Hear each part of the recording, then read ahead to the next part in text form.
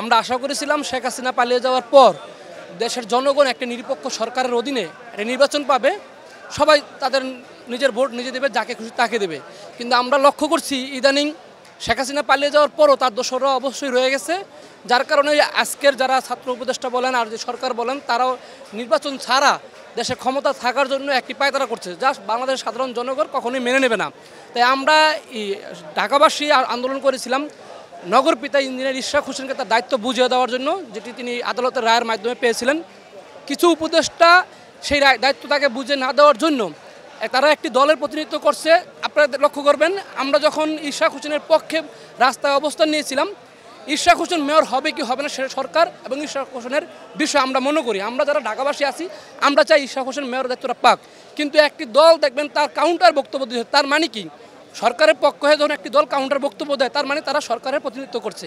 তা আমরা চাই এই ছাত্র উপদেষ্টা বলেন আসিফ মাহমুদ, সজীব ভুঁইয়া, মাহফুজ, তাদের দ্রুত পদত্যাগ করে দ্রুত একটি দেশে শান্তিপূর্ণ নির্বাচন দেখ।